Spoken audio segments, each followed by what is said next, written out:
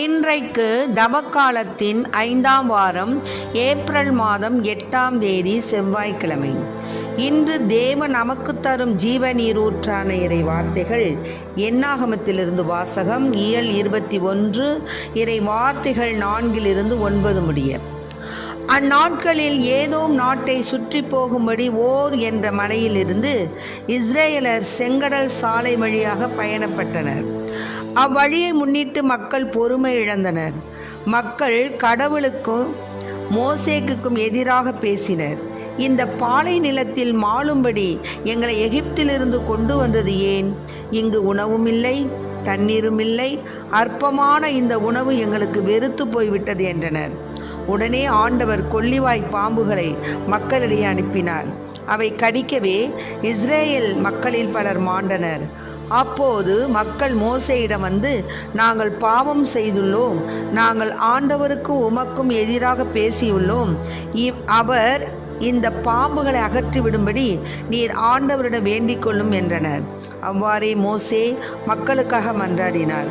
அப்போது ஆண்டவர் மோசேயிடம், கொள்ளிவாய் பாம்பு ஒன்றை செய்து அதை ஒரு கம்பத்தில் பொறுத்து கடிக்கப்பட்டோரில் இதை பார்க்கிற ஒவ்வொருவனும் பிழைப்பான் என்றார். அவ்வாறே மோசே ஒரு வெண்கல பாம்பை செய்து அதை ஒரு கம்பத்தில் பொருத்தினார். பாம்பு கடித்த எந்த ஒரு மனிதனும் இந்த வெண்கல பாம்பை பார்த்து உயிர் பிழைப்பான். ஆண்டவரின் அருள்வாக்கு. இறைவா உமக்கு நன்றி.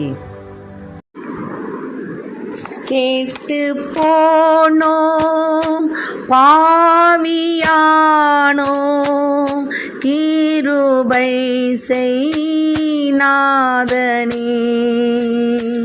மட்டில்லா கருணை என்மேல் வைத்திரங்கும் இயேசுவே.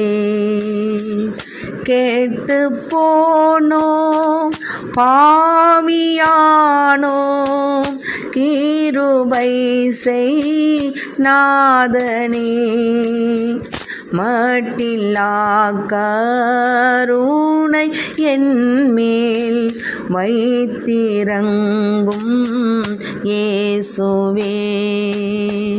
பாடுகள் நீர் பட்ட போது பாய்ந்து ஓடிய இரத்தம், கோடி பாவம் தீர்த்து மோட்சம் கொள்ளுவிக்க வல்லதே.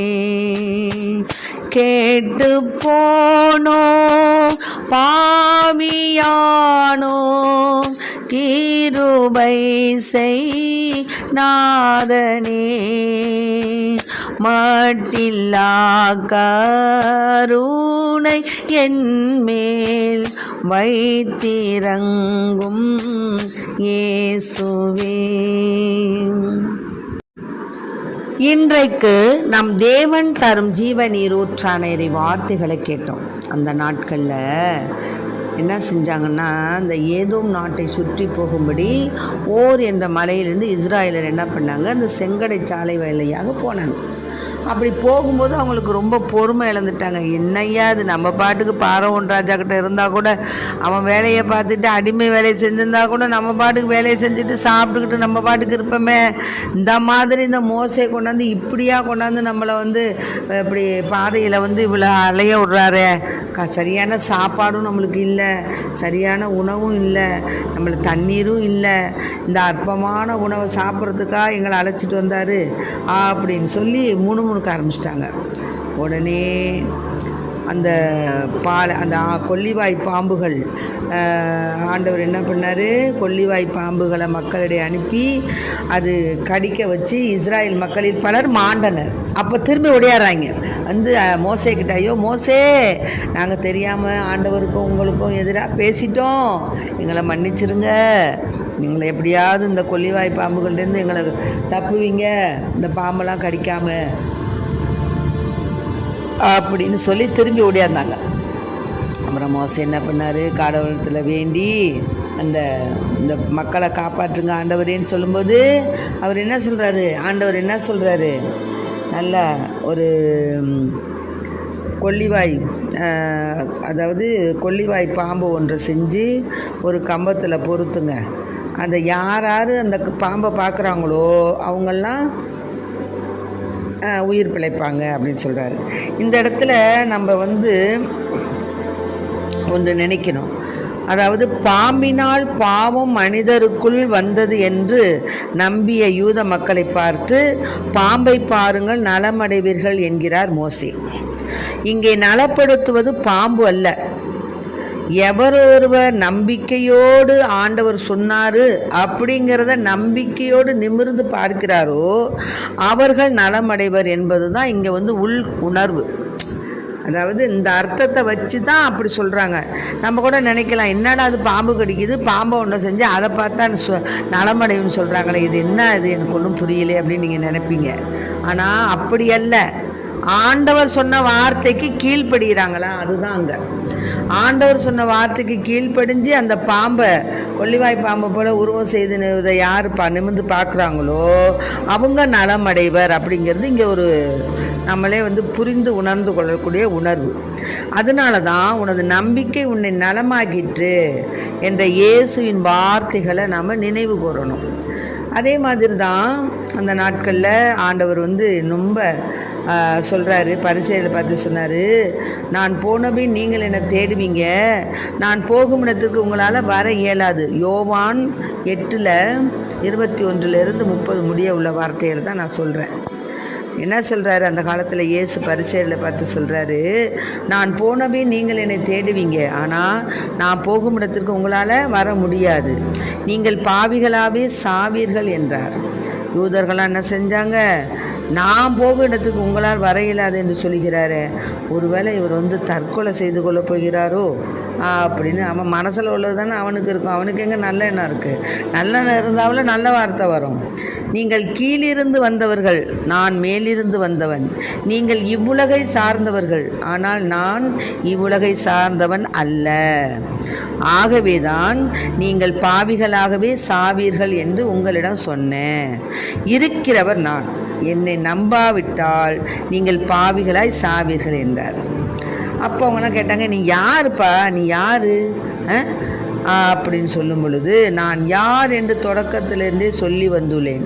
உங்களை பற்றி பேசுவதற்கும் தீர்ப்பிடுவதற்கும் பல உண்டு, ஆனால் என்னை அனுப்பியவர் உண்மையானவர். நான் அவரிடமிருந்து கேட்டவற்றை தான் உலகுக்கு நான் எடுத்து சொல்வேன். உண்மையான தேவன் என்னோடு இருக்கிறார்.